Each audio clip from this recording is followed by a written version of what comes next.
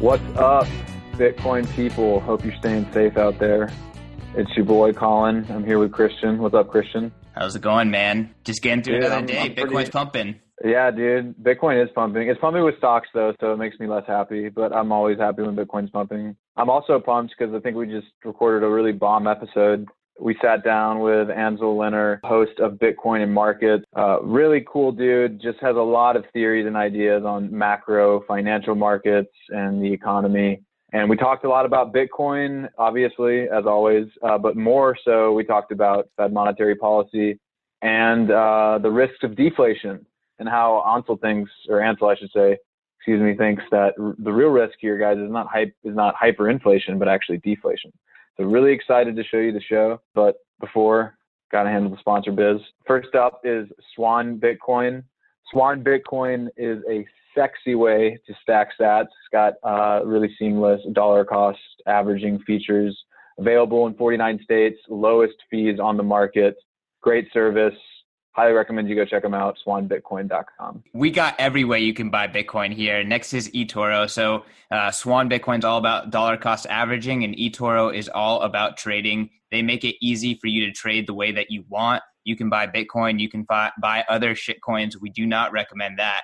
But if you want it, you got it. And if you want to do index fund investing, if you want to actively trade, if you want to passively actively trade, with their social trading features and copy trading features, eToro is the spot to do that. Go to eToro.com, check them out. Or if you want to stack sats and be liberated at the same time, you can hit up BISC for the best and really the only way to trade Bitcoin in a decentralized manner, unless you're literally just like going to one of your homies and paying cash.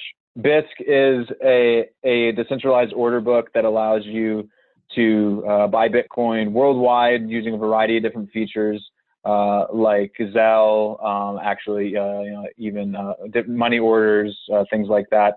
And you download your own instance, run it over Tor, trade in a decentralized environment with Bitcoiners all around the world. Check it out, bisc.com. Like I said, really probably the only true way to trade Bitcoin online in a decentralized fashion. And last but not least, Colin, me, and the entire Bitcoin Magazine team are hard at work planning the ultimate halving party. We have a 21-hour live stream broadcast from Bitcoin Magazine with all of your favorite Bitcoiners talking Bitcoin the entire day leading up to the halving, and capped off with a massive virtual halving party. Again, every Bitcoiner that you know is going to be there, including Ansel, including Pierre Richard, Bitstein, Marty, and Matt D'Souza.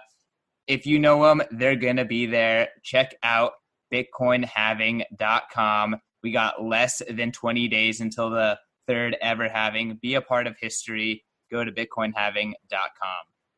Yeah, and let's just get into this interview. I think Colin said everything you need to hear at the beginning. Ansel was just bringing the unpopular opinions. Everyone is screaming inflation, and Ansel is doing the hard work to understand why deflation, the opposite, could be possible. So yeah, let's just jump into it. What's up, y'all? Welcome to What the Fuck is Happening with the Fed.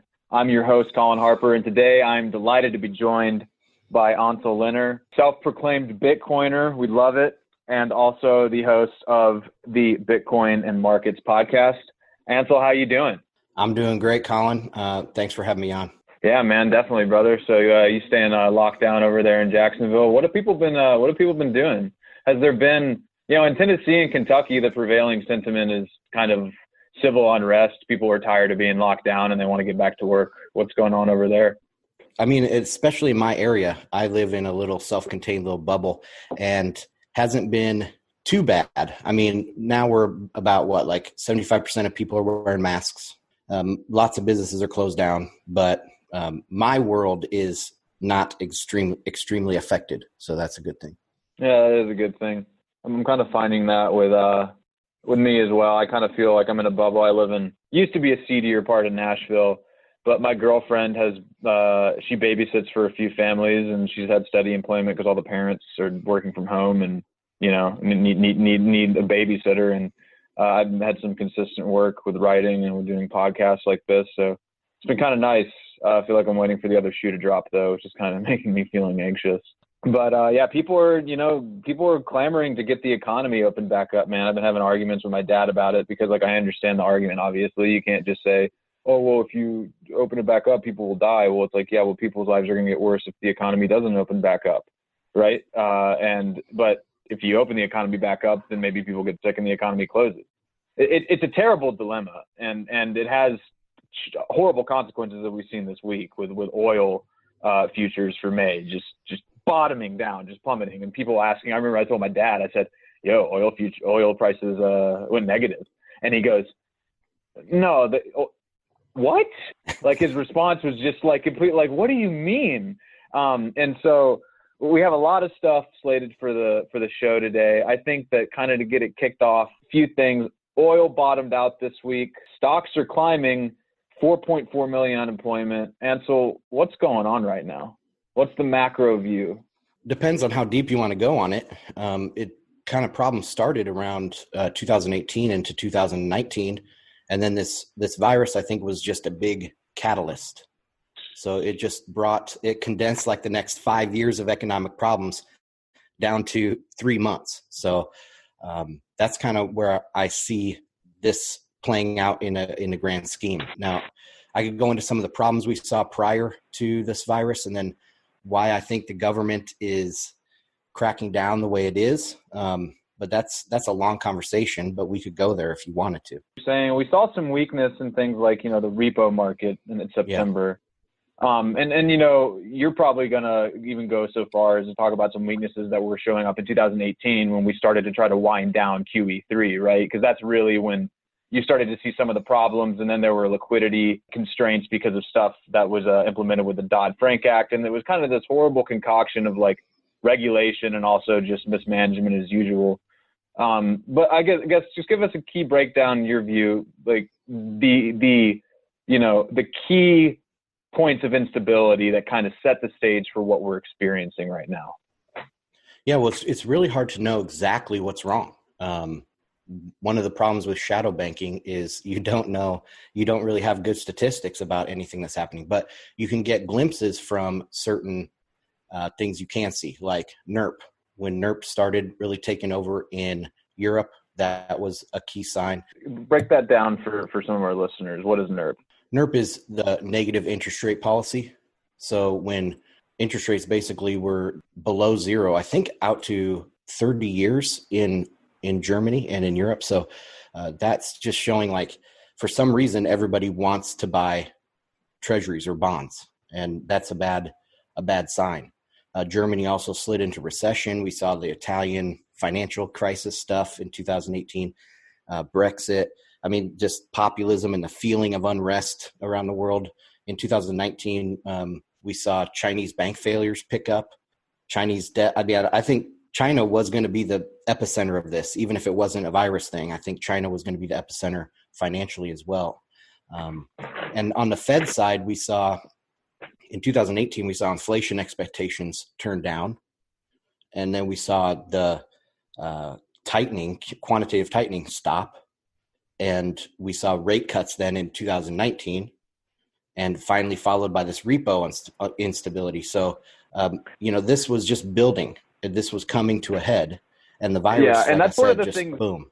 Yeah. That's one of the things that I think is most frustrating, especially when you look at mainstream media, is the idea that it's so easy to play this narrative. And I often find it frustrating when any media outlet says stock does blank on blank news. It's like the stocks aren't. Yeah. I mean, sure, stocks will react to these things, but that kind of media framing creates narratives that are hard to eschew at that point because the populace buys into them.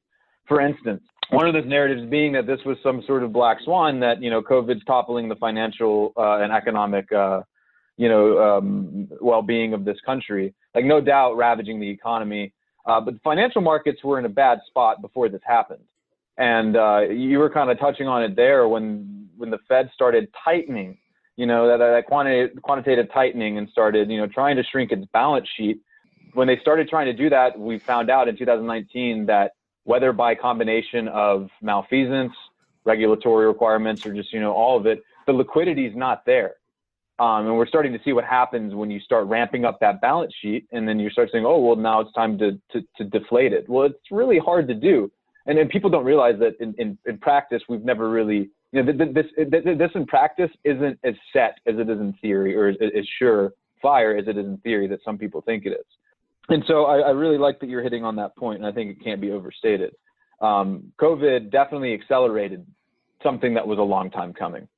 You also touched on negative interest rates there. We have some T-bills in the States, right? Is it like, what is it, the 15 or the 30 year, or it went negative for a time, right? The very short dated bonds, like 1 month to 3 month, I think actually did go negative here recently. But for the most part, that's US. But for the most part, it's US has been positive. The big thing also was the interest rate curve inverted. So the shorter dated bonds were paying more than the longer dated bonds. So that's another sign. If you go back in history, every time that happens, a recession follows within 6 months or something like that. So. Yeah, and explain to our listeners why it kind of almost sounds absurd. People, the money printer go burr meme is becoming kind of ingrained in the social conscience. And they see that, but then they see also the headlines that say traders around the world just want dollars. There's this flight of liquidity to dollars, and that even as the dollar gets printed ad infinitum, people still want it. And you often hear in financial talk and financial media, why do people stomach negative rates on treasury bills? In Germany and Europe, also the short-term ones in the United States, because they want the security and they want the liquidity guarantees from the Fed. So can you kind of explain that to our listeners, why people want these treasury bills, even though sometimes they pay out negative rates because of the liquidity guarantees they provide? The U.S. rates didn't really go negative except for a very brief time, just recently. But in Europe, they had long-term negative rates now. And the reason for that, I believe, is because they want those for collateral. So there's a dearth of high-quality collateral in the system. The way I kind of think of it is the repo market or the Eurodollar market is the consensus layer. That's the base layer of the monetary system. And to interact with that, you need collateral. So if the collateral is being sucked up by quantitative easing, so the ECB doing quantitative easing, then there's no good collateral to go into the repo markets to get cash. So there's a huge demand for treasuries or bunds or Japanese government bonds. So that's why the rates are stubbornly negative, because people need that collateral to access the cash in the repo market. This is a collateral problem. Everyone's saying it's a liquidity problem, but there's $2 trillion of reserves sitting at the Fed. There's no cash shortage in that respect. There's a cash shortage because businesses don't have collateral to go into the repo market to get the cash that way. The flow is stopping. It's a flow problem. Right, and this is why the Fed is starting to buy all sorts of junk bonds and things like that, so that people can finally use what's sitting on their balance sheets that they can't use, that they wouldn't be able to use as collateral otherwise, that they now can. And on this note, I kind of want to jump into that. The idea of the Fed continuing to expand its balance sheet, and not just expand its balance sheet, but expand the things that it'll buy. I was listening to a podcast this morning, Joe Weisenthal and Tracy Alloway's podcast for Bloomberg. I can't remember the title of it right now. It's evading me. But they had Nathan Tankus on, who's this kind of independent MMT researcher, and just this kind of encyclopedia on what the Fed's doing. And one thing that they kind of talked about, one of the questions they asked him was is the Fed kind of stretching its mandate? And of course, Bitcoiners would say yes, and Austrians would say yes, that they have for a while. And they talked about the blending of fiscal and monetary policy. But another thing that they asked him was, what about some of this debt that they're buying? And people always say, oh, it's just, there's moral hazard, it's just junk bonds. And Nathan was saying, it's not always bad, but some of the stuff, these corporate bonds that the Fed is buying, it can be dangerous, because who knows if what they're buying has any value. I want to kind of jump into that side of the Fed's monetary policy and kind of get your take on, the stuff that the Fed is buying these days. What kind of risk does it carry? Why are they having to buy it? What's going on now that the Fed is setting up these facilities for the secondary market and stuff? It goes back to the collateral, that the collateral isn't good enough to entice the liquidity providers, the natural liquidity providers in the market. So this would be big banks with all those reserves sitting on their balance sheet at the Fed. The collateral is not good enough to entice those guys to provide liquidity in the market. So the Fed is coming in and saying, we will provide that liquidity. They're artificially creating, like trying to simulate this flow. It's kind of like I said, the consensus layer. If you have blocks stopping, then it doesn't matter what's going on necessarily in layer 2 or layer 3 or whatever, because the consensus layer is stopped. So when the natural repo market is frozen and the Fed has to come in, that's like no blocks being produced. So there's no repo blocks being produced in the world naturally, because the collateral is not good enough to entice people to lend. There's plenty of cash on the balance sheets of these big banks. I'm not worried about the solvency right now of U.S. banks. Now, foreign banks, maybe, yeah, but not U.S. banks. And you're saying you're not worried about the solvency. Is that in part because of some of those regulations that were implemented, like the Dodd-Frank, the regulations they used to supplement what they took from Glass-Steagall? I'm not an expert on those things. I see the excess reserves. You just look at the balance sheets? Yeah, the excess reserves sitting at the Fed. It's going to be, I have the chart up here. Let me see what it is right now. It's 2.5 trillion, and it's probably going to get up to 4 trillion here soon. And that's liquidity that could be lent in the repo market, but it's not being lent because there's no good collateral. And so the flow of the economy is freezing up. And that's why I say that it's going to be going into. And just to clarify, those are Fed accounts for big banks. Yes, that's big banks, or it could be U.S. banks or foreign banks too, can have a Fed. But just to clarify for listeners, that's not the Federal Reserve. Like, that's not their money. That's J.P. Morgan's, that's Goldman Sachs, that's Citigroup, that's Deutsche Bank. And one thing that I think is important to point out here too, just kind of tying all this together, there's no good collateral out there to support short-term loans in the repo market, so that to boost lending and spending, because quite frankly, no one's willing to take the risk on shitty collateral, and no one is willing to post shitty collateral for the interest rates that were being offered, for instance, in September, which were like 10% in the repo market. The Fed had to step in to provide liquidity to drive those interest rates down. And this is an important point, I think, for listeners, is that's what all the Fed's market operations ultimately seek to do. And Ansel, correct me if I'm stepping out of line, is they're wanting to drive interest rates. Why would you go to banks that are charging you 10% when the Fed's offering 0? And what this also does, and we can kind of dabble in here because I think it fits with some of your theories on, inflation and all of that kind of stuff. But, this fucks with price discovery. Because if banks aren't willing to lend money to an institution because their collateral is not good, then that should tell you something. But right now, the Fed's offering basically indiscriminate loans to anyone who has something that's worth posting on their balance sheet. Let's talk about collateral for a second, because a debt-based money system incentivizes money printing.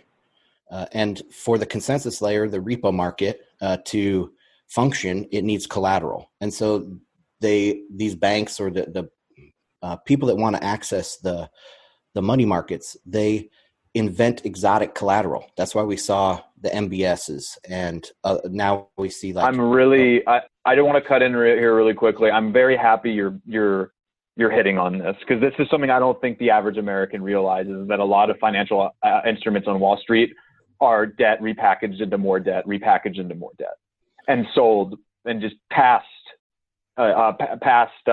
from bank to bank. Yeah, and the reason why they're doing that is to extend the ability to inflate more, right? But eventually, it has its own. It's a ticking time bomb, so it has its own end in sight. So when the collateral gets too exotic and too fragile, and some people start not accepting it in the repo market, that's when you see a big freeze, like we saw in September and what we saw in 2008. So it's the natural progression to search out new collateral for this repo market. And that's why I think a lot of this is actually negative. What the Fed is doing, they're not helping the situation at all. Even what their crazy plans are, they are taking good collateral out of the system. Not only like the government bonds through QE, but now all these other programs are taking all the marginal collateral out too. So again, it comes back to there's just no collateral for the consensus layer to keep going, and it's going to freeze up. Right, and we're starting to see the pipes freeze already, which is why the Fed has to turn on the burner, and that leads to turn on the spigot. That leads to deflation, though, because if the music stops, there's going to be massive defaults everywhere, and that is a hyper deflationary event. So let's unpack that a little bit, because people hear words like deflation and inflation thrown around a lot. So give the people a quick, 2-sentence rundown of a good definition for deflation. Deflation is a contraction in the money supply. Inflation is an expansion of the money supply. Those both have corresponding price movements. So an expansion of the money supply inevitably leads to inflation somewhere. And a contraction of the money supply inevitably leads to price decreases. And we're seeing that everywhere. Every commodity, has been in a 2-3 year bear market now. Government or oil, that's a great example. What happened in the oil market? That's, going negative. You can't get much lower than it went. So all prices are dropping, and that is a sign of money being destroyed. It's a deflationary event. The monetary base is being pulled back right now through these defaults. And can you explain why it's being pulled in from these defaults? People their loans are getting called in, they can't pay it, and so their spending power is basically obliterated. Right. And so when money is created by banks making loans, and if you can't pay that money back and you default, then that money is now destroyed again. So it's created in the loan process and it's destroyed in a default process or in a paying off. You can't even pay off the debt, because paying off the debt actually destroys that money too. It's a slower, more controlled way of doing it, but that's what this debt money is based on. It's based on expansion and contraction. And right now, that's why I don't think there is inflation out there. I don't think the money supply is expanding. I think all of these defaults are way, way too much for anything that the Fed is doing, anything the U.S. government's doing. Money is going to continue to be destroyed, and that's deflation. But some of our listeners might ask, how can we be in a deflationary economy if the Fed is printing trillions? And what would you say to that?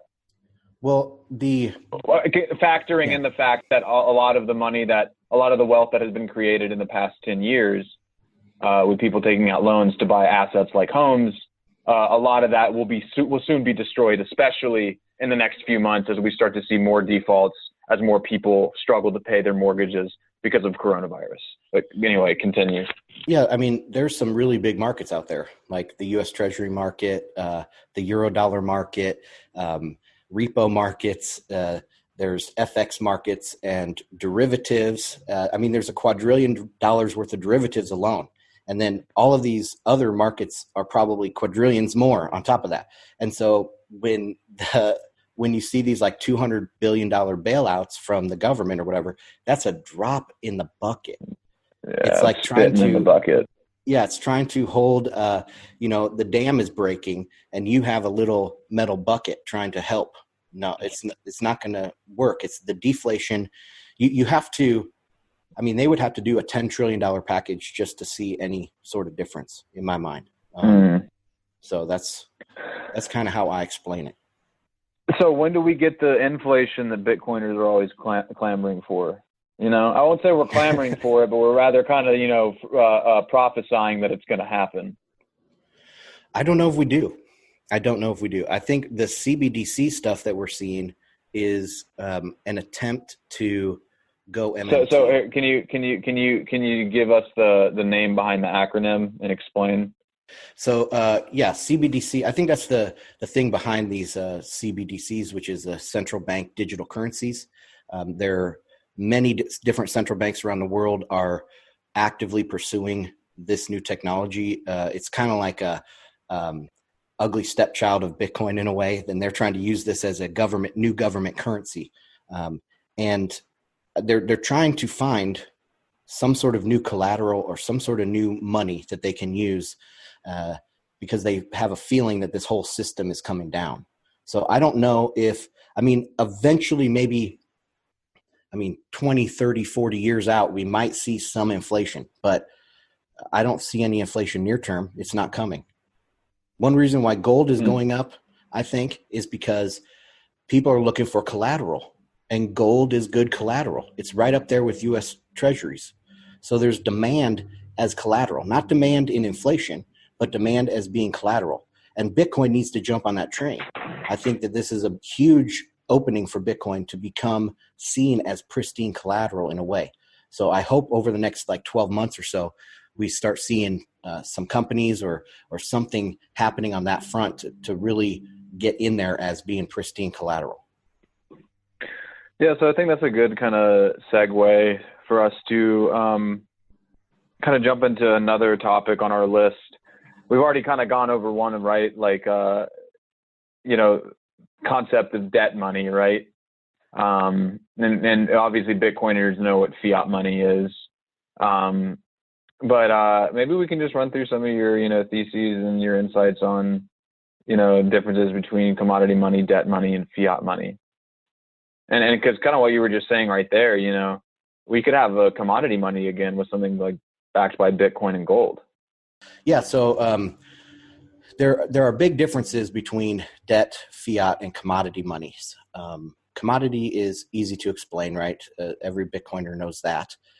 Fiat money, though, is it's money created that doesn't have a corresponding debt to it. And this is where MMT goes down this road. So right now we have a debt-based system where when new money is created, there's a corresponding debt or financial product that's also created. And so that's the difference between pure fiat and pure debt money is the backing, what else is created along with that money. During Bretton Woods, we had a combination. So there was debt because it was fractional reserve, but there was also fiat because it was legal tender. And there was commodity behind it. It was all pegged to gold through the US dollar. Right now on the Eurodollar standard, we have pretty much a pure debt system. So it's all based on debt. The way that, and I don't think people really appreciate how much different that system is to the end game. So the end game for a fiat money that is not backed by debt or commodity, that is hyperinflation. That's where we see all these hyperinflations in history.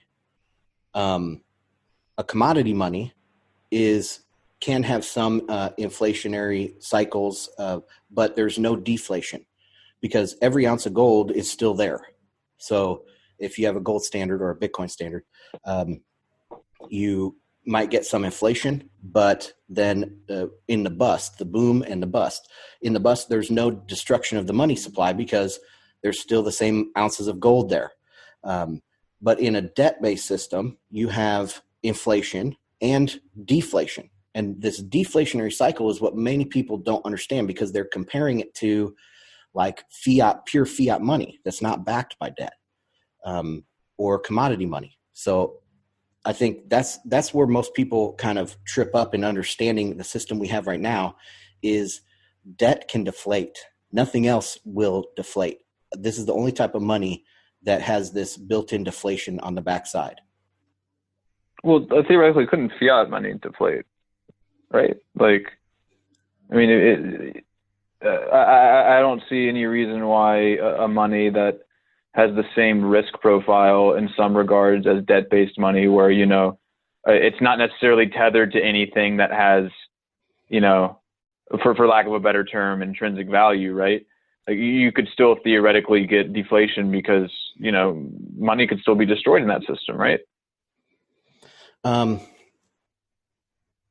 guess it could, yeah, in some respects. But as a global monetary base, there's nothing to deflate. It's all just, I mean, they could deflate it by taking, go ahead. It's like trying to deflate air, I guess. Right? Yeah, like there's just so much of it already, and the monetary base is already supreme and like, under complete control of, the government that controls it, that I guess, changes in supply, it just absorbs that change basically. Right?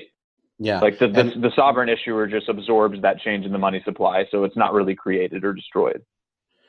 Yeah. They can try to cause some deflation by raising taxes in a total fiat MMT world or modern monetary theory world. And just completely pull that money out of the monetary base. Yeah. They can try to do that. Basically like a token burn. Yeah, exactly. That's exactly what it is. But most of the time, the way they get deflation in those systems is they just take zeros off. So instead of everything costing 1,000 units, it just costs 10 units. They just cut the zeros off. It's really incredible because, like, I think when you Google MMT or like people talk about it, it seems like this absolute like leviathan of a monetary system that's very hard to approach. And it's really complex and abstruse and involves all of these crazy monetary and fiscal maneuvers. But at the end of the day, it's literally as simple as just taking dollars and cents off of a balance sheet. I mean, that's an oversimplification for what happens now. But I'm really interested to circle back to something we were talking about previously. The once central bank digital currencies do exist, and they will exist. They're coming, and they'll be everywhere. And you're able to open up a direct line with your central bank. That's my next question. Don't you open up the floodgates for inflation at that point? Because then, I think Nick Carter has argued this. Bailouts have lost their weight. Like I remember when I was young when the financial crisis of 07, 08, 09 was going on, but I remember the word bailout being like a very foreign term. I was obviously a kid, but it sounded scary. Like, oh wow, that's a big deal. It does no longer hold its weight. We've made money cheap, and everyone expects Everyone expects cash from the Federal Reserve, and UBI will eventually become the standard. I think once some central bank digital currencies are entrenched. So all that to say, now that the precedent's been broken, and it's kind of just like, yeah, we'll give people money for any crisis. Do you see inflation? Do you see if the government continues to kind of respond to every crisis by throwing money at it, do you see inflation as a possibility in a shorter time horizon than you'd originally said? No, I don't think so. Because I believe bailouts are money replacements. The money is being destroyed behind the scenes, and these bailouts are just trying to, stem the tide of the deflation. We just, like I said, look at prices around stock market prices are fake. We can kind of talk about that, but the commodities prices everywhere, even wages and stuff, real wages are flat or down over the last 30 years. So I see that the inflation is just not there in the economy. So the reason why the repo market freezes up is because nobody wants to take that collateral. It's an estimation on the liquidity provider, the bank with the reserves. They look at the person that's trying to give them collateral for money, and they don't trust them, right? And so the original time that we did bailouts, then it shifted. It had an effect on the entire psyche of the market, and they felt more confident about it. And so they were willing to unfreeze the market and start lending again and flow this money around. But as we get more and more used to bailouts, that doesn't help their confidence. It almost works the opposite way. And so bailouts kind of now signal that things are going to be really bad. So don't lend that money. Stop the flow of cash. So yeah, it's a diminishing returns, and I think we're at the end of the road that way. So that's why the Fed has to come in through the entire market. All right, so you don't see inflation in the short term or the near term. To kind of get back on this topic, can you explain one more time how we're seeing deflation in the market currently with defaults and the destruction of the money in the monetary base? when with debt money, it's created when you make a loan. And when you default on that loan, that money is destroyed. Now, what we see in the repo market and in money markets in general is these customers, not the primary dealers that are the big banks that are doing that have a lot of the different collaterals, but some of the smaller players that are needing that capital, that they're needing the liquidity, but they don't have direct access to it. So they're trying to get access to the money markets to pay off their debt or to service their debt. But they can't, because whatever collateral that they have to offer is no good. And so nobody is going to lend to them. And that's why the Fed is coming in and providing those direct payments for them to service their debt. So there is no deflation, or there's less deflation. But on a bigger scheme, many businesses are hurting. Many businesses can't make payroll. Many businesses are going, just closing their doors. And so the entire monetary system is having this big default cycle. It's so gigantic. I think it's 500 trillion you would need to plug this hole. And so anything that the Fed is doing right now is not enough to keep the monetary base even level. It's not inflationary because the money supply is still decreasing faster than anything the Fed is pumping in to replace it. It's not inflationary because the economy shutting down means that there's so much capital not being either moved or produced, because production is completely gone, that anything that you said that the Fed could throw at this, they couldn't move it. It's like trying to move a 500-ton beast, with a shovel, with a, I don't know. It's trying to just move mountains with men.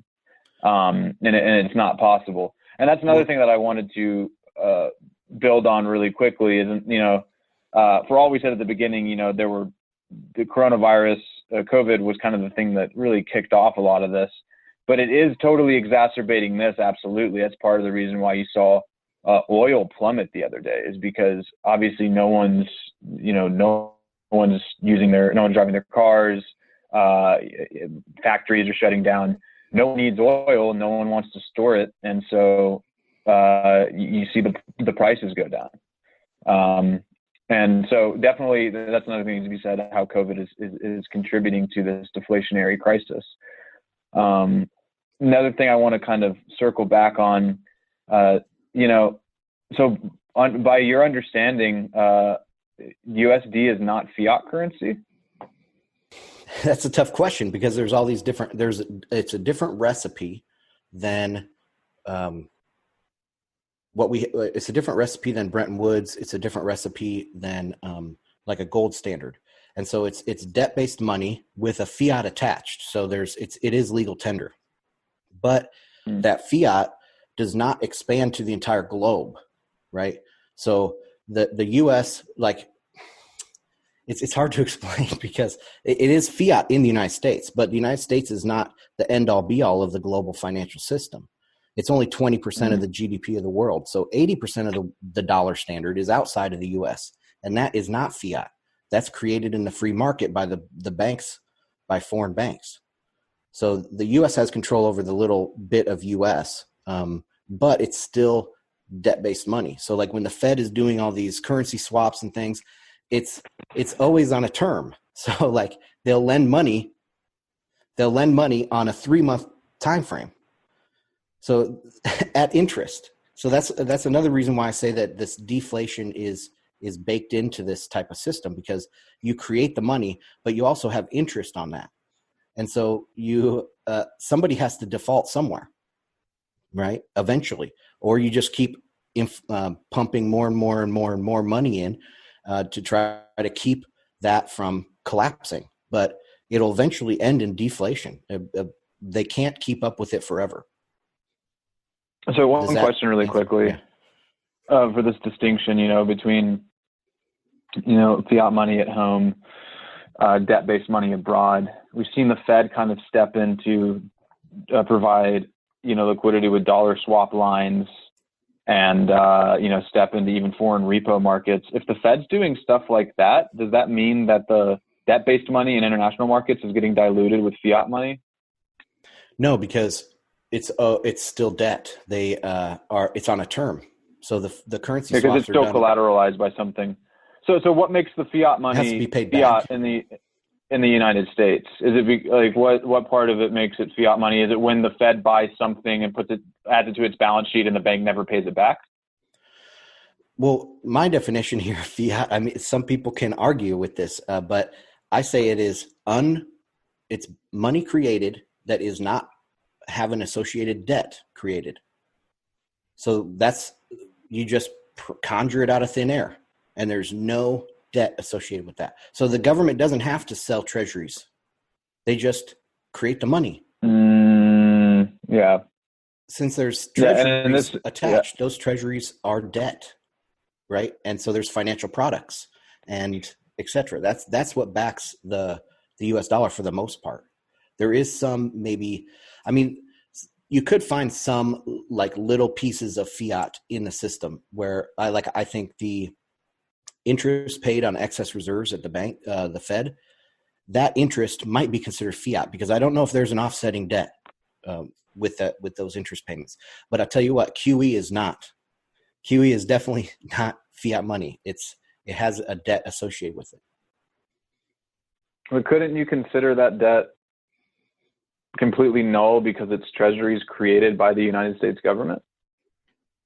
Like, they can create as many treasuries as they want to. Like, if you're printing, it doesn't matter if you're printing the collateral because the money is still printed, right? I mean, sorry, I should say, if the collateral is printed, then the money should also be considered printed in fiat. I guess there is some fiat involved with, like I said, legal tender. So anytime you slap the term legal tender on there, the court system backs it up. The common law system kind of backs up the use of that money. But debt money is different than pure fiat created by the government without any debt. And that's actually, when we go back to the modern monetary theory, that's the basis for it. Because in modern monetary theory, there is no treasury issuance. It's just, we just create the money, you guys can spend it, and the way we control the money supply is through taxation. So the input is conjured money with no debt and tax. So that's how they control the money supply in the MMT world. I don't know, what's your take on MMT? I mean, it seems kind of inevitable. Yeah, I think that's where the central bank digital currencies are going. They're trying to create some sort of fiat power for the government, because the way the Eurodollar system are the actual monetary system that we have in the world is outside of anyone's control. It's actually it's crazy, but it's kind of free market in a way, because nobody controls the entire thing. The Fed is not central to the dollar standard, because, like I said, it's only central to 20% of it. The other 80% is completely in the wild, and there is no overarching hierarchy. Interesting take. When I started getting into the Eurodollar stuff, it totally flips a lot of the things that you think on your head. So it's hard to explain, and you kind of have to be exposed to it for a long time to let it really sink get in. it. Yeah. So maybe a good thing to close out the episode. That's kind of a good place for it. You want to, unless we've already kind of gone over everything about your strong dollar thesis, but I don't know, we've kind of touched on it a little bit, but do you want to kind of talk about that for a second? Basically, I think it's going to end in deflation, or the deflation is so baked into the cake that nothing that the government or the Fed can do can get us out of this problem. So Japanification is next, and that's where monetary policy basically has no power at all, and fiscal policy as well has no power. And yeah, this is something that I've talked to my dad about. Going back to the Japanification, he kind of calls it the restructuring of America's balance sheet. Like, this idea that the Fed goes in and basically just buys everything. And at that point, like you said, so for our listeners, when we're talking about the Japanification, refers to the phenomenon it was in the 80s, right? Like the late 80s. They're going in the third decade. Yeah. I mean, yeah. So it's like basically just ongoing. Since then, the Bank of Japan has bought up something like 30% of equities in Japan. Like it's something actually absurd. So their balance sheet includes 30% of the stocks that originate from Japanese soil.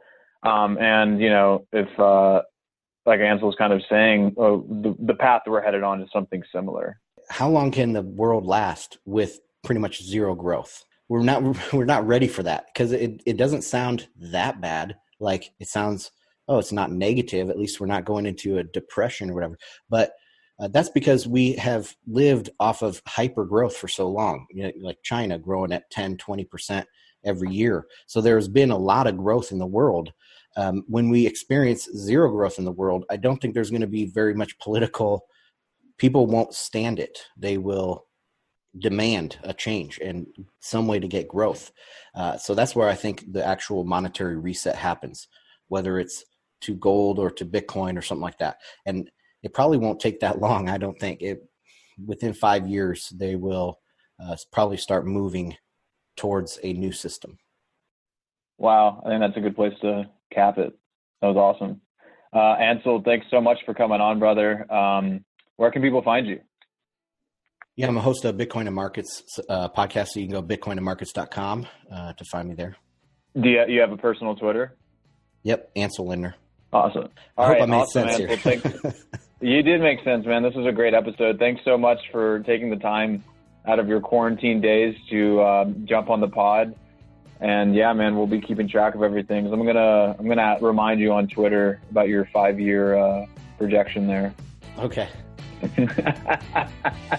Set in stone, baby. No, but seriously, thanks for coming on, man. Stay well, and I hope you and your family stay safe out there. Thanks, guys. See you.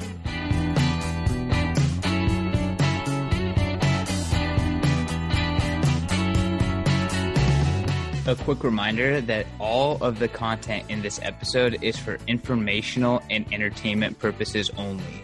You should not construe the information as legal, tax, investment, financial, or any other advice. Nothing contained in this presentation constitutes a solicitation, recommendation, or offer by BTC Media, the Let's Talk Bitcoin podcast network, or any third-party service provider to buy or sell securities or any other financial instruments. Do your own research.